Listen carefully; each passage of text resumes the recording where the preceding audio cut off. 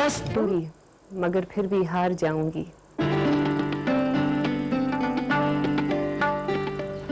बरसगीर की फन तामीर की जो तारीख है उसमें बारादरी का एक बहुत पुराना कॉन्सेप्ट है।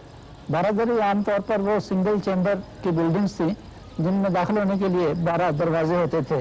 ये दरवाजे चाहे चारों तरफ 3-3 हो या दो तरफ 4-4 और दो तरफ 2-2 हों, वो बारादरियाँ ही कहलाती थीं। कुछ बारादरियाँ ऐसी हैं जिनके बाहर हमें 5-5 ओपनिंग मिलती हैं, जैसे कि रंजीत सिंह की ये बारादरी या किला लाहौर का दीवाने खास वाली बारादरी या इस तरह कामरान की बारादरी जो दरिया रावी के वस्त में वाक़ है। ये 20 दौर किस तरह सामने आए या किस तरह बने, इनकी भी अपनी तारीख है। हकीकत यह है कि अंदर का जो कमरा होता था वो बारादरी थी और उसका जो बाहर बरामदा होता था उसमें मजीद दरवाजे ऐड हो जाते और इस तरह कुल तादाद 20 बन जाती। हमारा आज का जो मौजू है वो रंजीत सिंह की यही बारादरी है और आज हम इसकी जो अंदरूनी हिस्सा है, जो एक्चुअल बारादरी है, उसका मुताला करेंगे और उसकी जो डेकोरेशन है उसके बारे आपको बताएंगे। इस वक्त कैमरा हमने बारादरी का के बाहर जो बरामदा है उसके जनूब मगरबी कोने में लगाया हुआ है और ये जो मंजर आप देख रहे हैं ये मगरबी बरामदे का ही है। सामने का कमरा वो कमरा है जहाँ से नीचे और ऊपर जाने के रास्ते हैं। पर ये जो आर्चेस जो आप बरामदा नुमा कंस्ट्रक्शन देख रहे हैं और सिंगल कॉलम्स खड़े हैं, इनके पीछे जो हिस्सा है यही एक्चुअली बारादरी है और मेरे बाएं जानिब यानी ये तमाम जो रास्ता है ये वो बरामदा है जो इस बारादरी के चारों जानिब घूम गया है और तमाम बिल्डिंग की तश्कील करता है। इसकी जो सेंट्रल पोर्शन है उसका रकबा तकरीबन 16 बाई 16 है और जो बरामदा है वो तकरीबन 10 फुट चौड़ा है। यहाँ आप एक और चीज़ पर गौर कीजिए कि यहाँ जो कॉलम्स दिए गए हैं वो सिंगल कॉलम्स हैं, जबकि बाहर की जानब जो कॉलम थे वो डबल कॉलम थे। डबल कॉलम इसलिए कि वो जो दीवार की थिकनेस थी उसको ऑक्यूपाई करते थे, जबकि यहाँ जो दीवार है वो है ही नहीं, तमाम वजन जो है वो इन कॉलम्स पर है। बारादरी का जो दरमियानी हिस्सा है ये वो कॉलम्स की कतार जो बारादरी को बरामदे से अलग करती है, उसमें 2 किस्म के कॉलम्स हैं। एक तो ये कॉलम है जो फ्री स्टैंडिंग है और दूसरे कॉलम बिल्कुल अपोजिट जो दीवार के साथ चिपके हुए हैं या कॉर्नर पे जो एक पियर दिया गया है उसके साथ लगे हुए हैं। यहाँ कंस्ट्रक्शन ये है कि बेस जो इसकी है बिल्कुल मुरब्बा है और तमाम के तमाम फोलिएटेड है, ये इन पत्तों से भरी हुई है। इन पत्तों को देखकर मुझे ग्रीक क्लासिकल आर्किटेक्चर के वो कैंथस मोटिव्स याद आते हैं जो उन्होंने अपने मंदिरों पे बनाए, ये वहाँ भी वैसे ही हैं। यहाँ इसकी बेस है, ये कॉलम है और यहाँ से आके ये जो कॉलम तंग हो जाता है एक बार फिर बाहर को उभरता है और यहाँ हमें पत्ते ऊपर की जानिब नजर आते हैं। ये पत्ते भी तमाम के तमाम अपने में बहुत सी स्टेजेस लिए हुए हैं या ये ऐसी सतह हैं जो अंदर की जानिब जा रही हैं। ये पत्ते ऊपर आते हैं और फिर यहाँ से जो कॉलम शुरू होता है उसमें बहुत सी फ्लूट्स बना दी गई हैं। हर 2 फ्लूट के दरमियान एक एरिस है या तो कोना हिस्सा जो बाहर की जानिब आया है। ऊपर जब कॉलम आता है तो टेपर की सूरत इख्तियार करता है, यानी नीचे से चौड़ा है या मोटा है, ऊपर आकर तंग हो जाता है। एक बार फिर फोलिएटेड कंस्ट्रक्शन है और इससे कैपिटल बना दिया गया है। कैपिटल के 3 हिस्से हैं, एक ये हिस्सा जो गोल है, इसके नीचे भी कॉलर है जैसा कि बेस में था, मुरब्बा हिस्सा, इस पर भी एक कॉलर बनाया गया है और फिर ऊपर का हिस्सा और यहाँ एक बार फिर हमें वो कैंथस मोटिव नजर आता है जिससे ये बेल बना दी गई है। इसमें नोटेबल चीज़ ये है कि ये छोटे छोटे स्क्रोल हैं और यहाँ मिडिल में इतनी माइन्यूट डेकोरेशन है कि इंसान दंग रह जाता है कि संगे मरमर में भी ऐसी कार्विंग हो सकती है। यहाँ ऊपर एक बार फिर हमें दोनों जानब छोटे छोटे वॉल्यूट्स नजर आते हैं। अंदर की जानब यहाँ से आर्च शुरू होती है, एक बार फिर वॉल्यूट है और ये वो एक टहनी नुमा कंस्ट्रक्शन है जो आर्च के अंदर और बाहर की जानब चली जाती है। इस जानब आए तो हमें वो कॉलम नजर आता है जो स्पीयर के साथ चिपका हुआ है। इसकी कंस्ट्रक्शन भी वैसे ही है लेकिन ये आधा कॉलम है। इसके बाद ये रेक्टेंगुलर फ्रेम शुरू होता है, हाफ कैपिटल हमें यहाँ नजर आता है और जब हम पियर की तरफ आते हैं तो यहाँ हमें एक फ्लैट दीवार सी नजर आती है। इसके ऊपर अगर आप देखें तो ये आपको ऐसी कंस्ट्रक्शन नजर आएगी जैसे एक गुलदस्ते में से एक छोटी सी नाव नीचे की जानिब आ रही हो। इस नाव के ऊपर भी कॉलम है और कॉलम के ऊपर छोटे छोटे नहायत ही मिनिएचर किस्म के वॉल्यूट्स या स्क्रोल बना दिए गए हैं।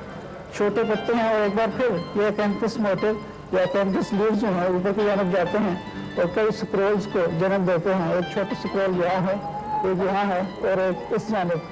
सामने से अगर आप देखें तो इस नाव का आपको एलिवेशन नजर आएगा और अगर आप साइड को देखना चाहें तो ये इसी नाव की ये साइड है। ये जो कंस्ट्रक्शन है यहाँ और यहाँ से ही एक आर्च ऊपर को उठती है और ये उसी आर्च की एक रिब है। इसी रिब्स के बायस इस बारादरी का जो बाहर का बरामदा है उसके कोनों में मुख्तलिफ बेज जन्म लेते हैं। सेंट्रल बे के चारों तरफ जो 4 बरामदे हैं, हर बरामदे को 3 बेज में डिवाइड कर दिया गया है। 3 बेज की डिस्ट्रीब्यूशन इस तरह है कि कोनों पर जो 2 बेज है वो मुरब्बा है और वो मुरब्बा बेज जो है वो हर सिम्त यानी हर 2 बरामदों में काउंट होते हैं। दरमियान का जो बे है वो रेक्टेंगुलर है। अब इसमें जो फर्दर डिवीजन ऑफ स्पेसेस है वो इस तरह है कि जो कॉर्नर पे मुरब्बा नुमा कमरे हैं या बेज हैं, उनकी जो बैरूनी तरफें हैं उनके एन वस्त में एक रेक्टेंगुलर दरवाज़ा बना दिया गया है। इस दरवाजे के दाएं और बाएं जानब एक आलकोव है। इसका आलकोव का जो फ्रंट है वो मल्टीफाइल है और इसकी डेप्थ जो है वो तकरीबन 9 इंच के करीब है।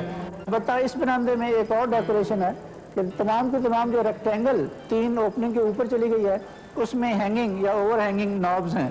इन नॉब्स की तारीख कुछ इस तरह है कि जब अलाउद्दीन खिलजी ने मस्जिद कुव्वत इस्लाम दिल्ली में एक और दरवाजे का इजाफा किया जिसे आजकल अलाई दरवाज़ा कहते हैं, तो सबसे पहले इस किस्म की नॉब्स उसने वहाँ मुतारफ़ कराई और तब से ये इस्लामी आर्किटेक्चर का हिस्सा चली आती हैं।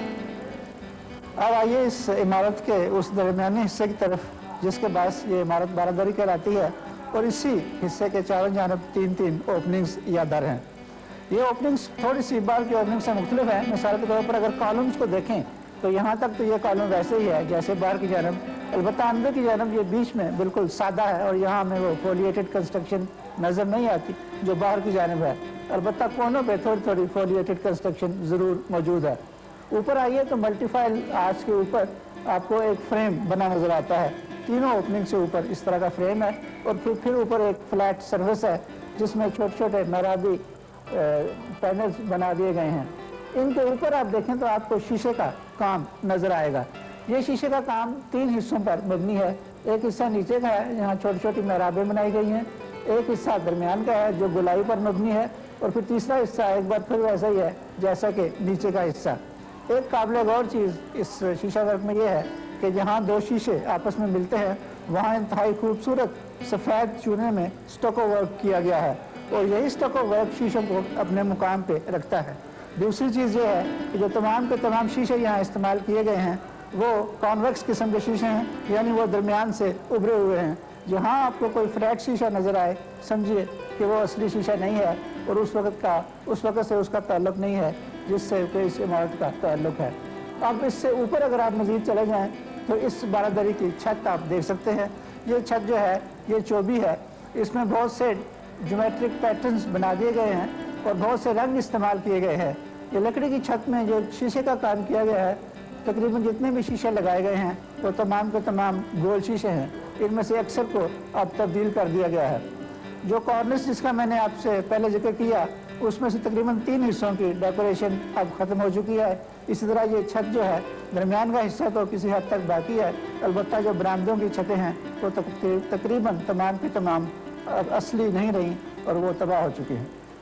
ये इमारत अपनी खूबसूरती और स्टोन कार्विंग के लिहाज से यकीनन लाहौर की एक मुनफरिद और अहम इमारत है। मेरे अंदाजे के मुताबिक लाहौर की और कोई दूसरी इमारत ऐसी नहीं जिसमें इस किस्म की कार्विंग हो। इसकी जो संगमरमर की कार्विंग है उसमें पानी का बहाव और मोम की सी नरमी और चांदनी की ठंडक है। मैं समझता हूँ ये लाजवाब जो इमारत है ये हर फन तामीर के तालिब इल्म और उस्ताद के लिए अपने आप में एक लासानी सबक रखती है। आप भी आइए और इस इमारत को देखकर इसकी जो ब्यूटी है उसको अप्रिशिएट कीजिए। इजाज़त चाहता हूँ। खुदा हाफिज़।